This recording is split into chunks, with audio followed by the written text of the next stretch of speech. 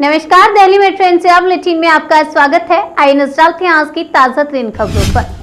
PM Modi बोले, startup culture बनाने के लिए अब 16 जनवरी से बनेगा नेशनल स्टार्टअप डे।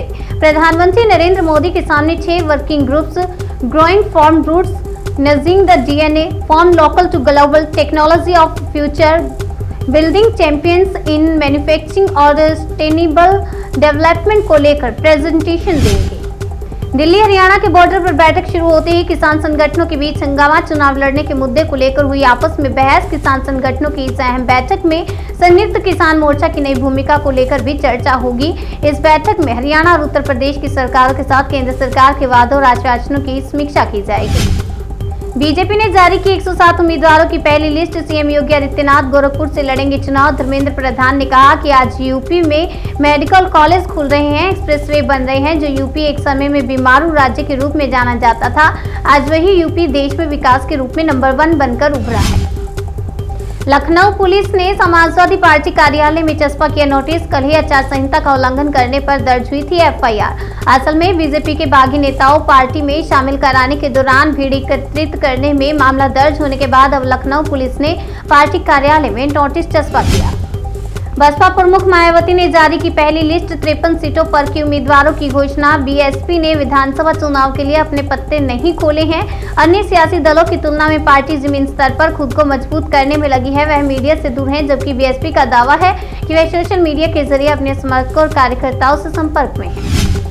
बरेली में एसपी नेता ने पीएम मोदी और सीएम योगी की तस्वीर पर पोती कालिख, मामला दर्ज। सतीश का कहना है कि आरोपियों ने कटर की मदद से बोर्ड के टीन को भी काटा। उन्होंने कहा कि जब इसका विरोध किया गया तो आरोपियों ने लोगों ने उन्हें धमकी दी और अवैध हथियार दिखाकर धमकाया। अखिलेश यादव का सीएम योगी आदित्यनाथ पर हमला। बोले, पार्टी ने पहले ही भेजा घर, अब उन्हें गोरखपुर में ही रहना पड़ेगा। अखिलेश यादव ने शनिवार को प्रेस कॉन्फ्रेंस कर कहा कि सीएम योगी को पहले ही बीजेपी ने घर भेज दिया। जिनका टिकट कटा उनको सपा में जगह नहीं मिलेगी। योगी को अब गोरखपुर में ही रहना पड़ेगा।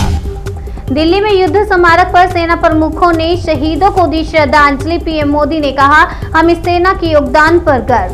भारतीय सेना आज 74वां स्थापना दिवस मना रही है। इस अवसर पर तीनों सेना प्रमुख ने शहीदों को श्रद्धांजलि दी। वहीं पीएम मोदी और राष्ट्रपति रामनाथ कोविंद ने भी भारतीय सेना को बधाई दी। पंजाब में कांग्रेस को बड़ा झटका। पूर्व मंत्री जोगिंदर सिंह मान ने हाथ का साथ छोड़ आपका दामन थामा। लंबे समय से कांग्रेस से जुड़े रहने के बाद जोगिंदर सिंह मान ने पंजाब चुनाव से ठीक पहले हाथ का साथ छोड़कर आपका दामन थाम लिया है। वे कांग्रेस के पूर्व मंत्री हैं और 3 बार एमएलए रह चुके हैं।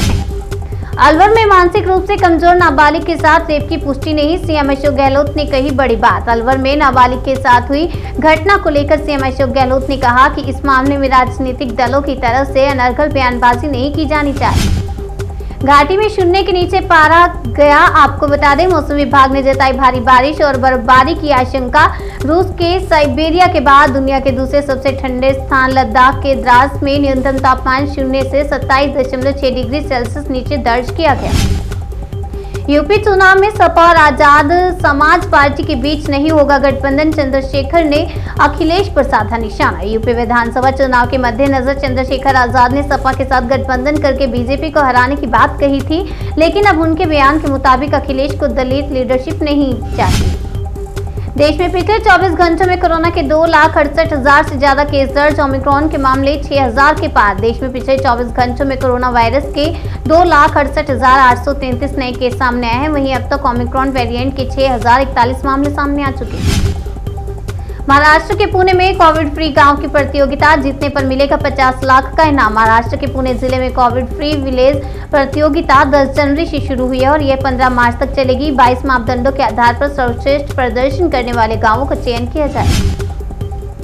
आस्था के नाम पर मनमानी। प्रयागराज माघ मेले में कोरोना प्रोटोकॉल की उड़ी धज्जियां। अब तक 72 पॉजिटिव। मेले में कोरोना के एक्टिव केस की संख्या बढ़कर 72 हो गई है। सूत्रों के मुताबिक प्रशासन मेले में कम आंच करके कम पॉजिटिव दिखाने का खेल खेल रहा है।